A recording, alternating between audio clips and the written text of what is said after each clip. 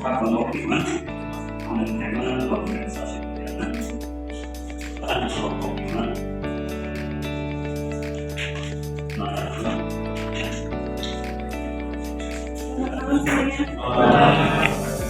kami di sini mempresentasikan tentang tunjangan. Sebelumnya perkenalkan nama saya Rika.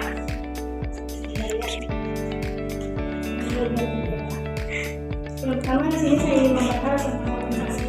Organisasi itu bisa diartikan sebagai semua bentuk balas jasa atau imbalan yang diberikan oleh perusahaan kepada karyawan atas pekerjaan yang sudah dilakukan. Bentuknya tidak selalu uang, tapi juga dalam bentuk finansial seperti fasilitas atau penghargaan dari perusahaan. Salah satu bentuk kompensasi adalah tunjangan. Tunjangan yang diberikan sebagai pokok untuk memberikan tujuan dan membantu meningkatkan kesejahteraan, kenyamanan, dan juga semangat kerja karyawan. Jadi bisa dibilang tunjangan ini menjadi bentuk perhatian perusahaan kepada karyawannya supaya lebih termotivasi dalam bekerja. Selanjutnya di sini ada fungsi yang kedua. Fungsi kompensasi tunjangan yaitu meningkatkan motivasi kerja, membantu kesejahteraan karyawan, mempertahankan karyawan agar tetap bekerja di perusahaan, menarik tenaga kerja baru, dan meningkatkan produktivitas. Sedangkan tujuannya adalah agar karyawan merasa puas dalam bekerja, kinerjanya lebih baik, loyalitas meningkat, serta mengurangi ongkos atau keluar masuknya karyawan. Jadi tunjangan bukan hanya tambahan penghasilan, tetapi juga cara perusahaan menjaga hubungan kerja yang baik dengan karyawan.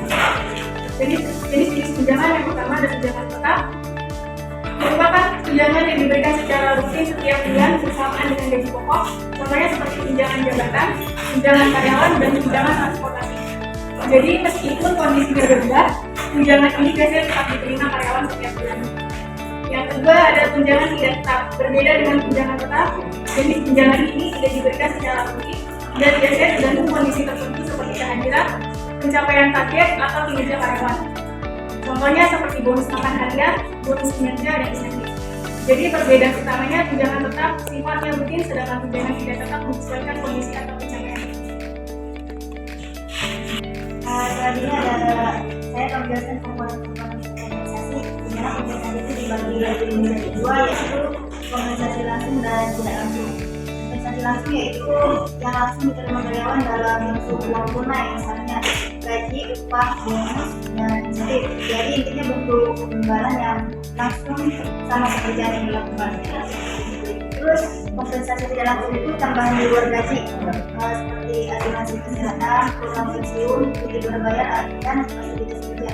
Walaupun tidak diterima dalam bentuk uang, tapi tetap penting buat kesejahteraan karyawan. Selanjutnya ada faktor yang mempengaruhi tunjangan. Yang pertama ada jabatan karyawan. Biasanya masih tinggi jabatan, maka tunjangannya lebih besar. Terus ada kinerja karyawan. Jadi karyawan yang berprestasi biasanya dapat tambahan tunjangan. Terus masa kerja, semakin lama bekerja biasanya penghargaan yang didapat juga lebih banyak. Dan yang terakhir kemampuan perusahaan, karena perusahaan yang kondisi keuangannya bagus biasanya kasih tunjangan yang lebih besar. Selanjutnya ada prinsip-prinsip. Pertama adalah keadilan. Jadi tunjangan harus diberikan secara adil sesuai tanggung jawab dan kontribusi karyawan. Kedua ada kelayakan, artinya tunjangan harus cukup membantu kebutuhan karyawan. Terus yang ketiga ada daya saing. Jadi perusahaan perlu memberikan tunjangan yang kompetitif supaya bisa menarik dan mempertahankan karyawan yang berkualitas.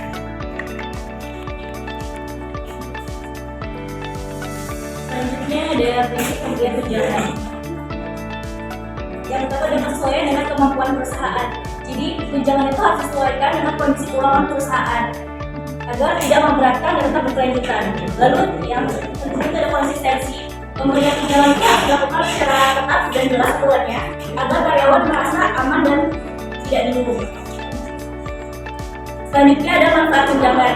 Kalau untuk manfaat tunjangan sendiri teman-teman itu bukan hanya manfaat bagi karyawan, tetapi ada juga manfaat bagi perusahaannya. Kalau untuk manfaat bagi karyawan, untuk tunjangan itu ada tahu sih apa?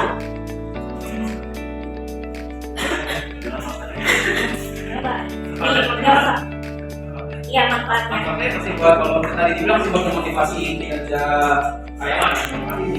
Ya betul yang kata Maria bilang untuk memotivasi kerja. Selain itu manfaat bagi karyawan juga itu dengan tambahnya tunjangan itu juga membantu kan untuk memenuhi kebutuhan hidup kita ya. terus juga memberikan rasa aman dan nyaman. Jadi kalau misalnya kita dapat gaji pokok, dapat tunjangan, kita juga pasti merasa aman dong, dan aman dan nyaman juga karena ada pendapatan lebih selain gaji pokok. Terus ada juga kepuasan kerja, meningkatkan kepuasan kerja. Jadi kalau misalnya dapat tunjangan ini, kita jadi puas dalam diri kita karena merasa dihargai dengan adanya tunjangan tersebut. Terus juga meningkatkan kesejahteraan. Nah, kalau misalnya tunjangan bagi perusahaan, manfaatnya ada yang tahu nggak apa? Tunjangan bagi perusahaan. Kalau karyawan tadi motivasinya apa? Pesan itu apa? Kalau misalnya manfaat dari perusahaan itu, yang pertama itu adalah menarik dan mempertahankan tenaga kerja yang berkualitas. Jadi kalau misalnya perusahaan menggaji mendapat kompensasi karyawannya, itu jadi menarik dan mempertahankan tenaga kerja yang berkualitas. Terus yang kedua ada meningkatkan daya tarik perusahaan bagi calon karyawan. Biasanya di sini siapa yang kalau interview pasti nanya ada tunjangannya atau enggak, selain dari kan. Nah itu kalau misalnya perusahaan yang kasih kompensasi tunjangan, pasti kita tertarik untuk melamar di perusahaan tersebut. Terus yang ketiga adalah meningkatkan kinerja dan produktivitas karyawan. Dengan adanya tunjangan ini, karyawan jadi semangat kerjanya, betul nggak? Betul. Terus jadi produktivitas, jadi mereka kerja keras. Terus yang keempat, membuat karyawan lebih sejahtera dan termotivasi. Betul. Yang terakhir adalah menciptakan hubungan kerja yang harmonis dan kondusif. Betul. Itu nanti bisa harus kelas lagi tuh. Itu tadi manfaat tunjangan ya. Nah, kita di sini untuk presentasinya ya, tapi kita akan membuka pertanyaan. Kasih pertama 3 pertanyaan. Pertanyaannya, Rina sudah bekerja selama 7 tahun dan memiliki kinerja yang sangat baik, tapi hanya mendapat tunjangan transportasi. Sedangkan Ardi baru bekerja 1 tahun, mendapat tunjangan lengkap dan bonus besar. Meskipun kinerja biasa saja, pertanyaannya, apakah kebijakan perusahaan tersebut sudah adil? Pertanyaannya itu, bagaimana perusahaan bisa menentukan struktur sistem kompensasinya antara misalnya pengen nentuin dia itu pakai kompensasi tetap atau tidak tetap. Nah itu cara nentuinnya di mana? Dari aspek apa gitu? Dalam perusahaan menentukan Ya mau memakai kompensasi tetap atau tidak tetap. Ya, makasih Afin. Dari kelompok lainnya, bagaimana perusahaan mau meningkatkan produktivitas karyawan dengan menaikkan terus liburan. Namun, sebagian karyawan itu sengaja bekerja lebih lambat agar mendapatkan jam lembur lebih banyak. Pertanyaannya, menurut kalian mengapa hal tersebut bisa terjadi dan bagaimana solusinya tepat? Saya izin mau menjawab pertanyaan dari Laras ya. Rina bekerja selama 7 tahun dan memiliki kinerja yang sangat baik, tetapi hanya mendapat tunjangan transportasi. Sedangkan Ardi yang baru bekerja 1 tahun mendapat tunjangan lengkap dan bonus besar meskipun kinerjanya biasa saja. Pertanyaannya, apakah kebijakan perusahaan tersebut sudah adil? Untuk jawabannya, kebijakan tersebut belum adil ya, karena kan si Rina ini udah lama tapi si Ardi baru. Sedangkan kinerja kerjanya itu lebih bagus si Rina dibanding si Ardi. Jadi perusahaan ini nggak mempertimbangkan masa kerjanya, kinerja karyawannya dalam pemberian tunjangan. Kalau misalnya Rina yang berpengalaman aja dapat tunjangannya yang lebih sedikit dibanding Ardi, perusahaannya harus dipertanyakan sebenarnya si Ardi itu siapanya, gitu kan? Takutnya ada orang dalamnya kan, itu yang harus ditanyakan. Atau si Ardi kinerjanya juga bagus sebenarnya, tapi karena nggak diajak karena dia baru, tapi si Rina itu udah lama tapi tunjangannya lebih sedikit ya. Terus dampaknya apa sih buat si Rina itu kalau misalnya di gajinya nggak adil? Kalau kalian udah kerja lama terus dapat tunjangannya lebih dikit daripada karyawan baru, itu kesel nggak? Masih kesel kan?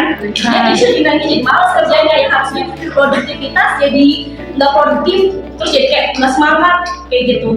Terus apa sih yang harus dilakukan perusahaannya ini supaya bisa adil sama karyawannya? Yang harusnya kalian si perusahaannya ini di agar adil sebenarnya kalau kita bagi tunjangan itu sebenarnya nggak bisa adil ya, karena balik lagi ke kinerja masing-masing karyawannya.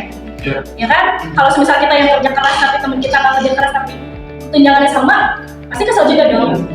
Jadi kalau si perusahaan ini harus mempertimbangkan dari tunjangan itu berdasarkan kinerja, jabatan, terus masa kerja karyawannya agar lebih adil dan lebih ngerasa kayak pas sama posisinya masing-masing.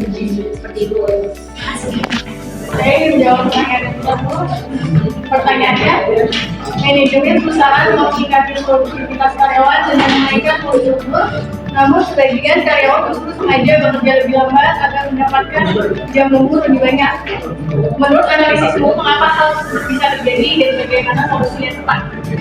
Hal ini bisa terjadi karena karyawan itu menargetkan lebih konsisten karena upah sesungguhnya daripada menyelesaikan pekerjaan cepat dan waktu yang berdekatan.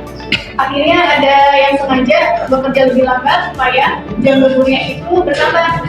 Solusinya, perusahaan sebaiknya tidak hanya menilai jam kerja, tetapi juga hasil dan produktivitas kerja. Bonus bisa diberikan berdasarkan target pekerjaan dan kualitas hasil kerja agar karyawan lebih termotivasi bekerja efektif, bukan memperbanyak penduduk. Saya akan jawab saya dari aku. Bagaimana perusahaan menentukan struktur sistem kompensasi antara komponen tetap dan komponen tidak tetap? Biasanya perusahaan menentukan sistem kompensasi dengan melihat jenis pekerjaan, target kerja, kemampuan keuangan perusahaan, dan aturan ketenagakerjaan. Komponen tetap seperti gaji pokok dan tunjangan tetap juga dibagi setiap bulan untuk memberi kepastian pendapatan karyawan. Terus sedangkan komponen tidak tetap seperti bonus, uang lembur atau insentif atau kebijakan target, jadi perusahaan menyesuaikan agar tetap adil untuk karyawan dan sesuai kondisi perusahaan. Kesimpulannya, kompensasi tunjangan merupakan faktor penting dalam meningkatkan kesejahteraan, motivasi dan loyalitas karyawan. Pemberian tunjangan yang tepat dapat mendukung produktivitas serta keberhasilan perusahaan. Sekian dari kelompok kami, kurangnya mohon maaf. Assalamualaikum warahmatullahi wabarakatuh. Waalaikumsalam warahmatullahi wabarakatuh.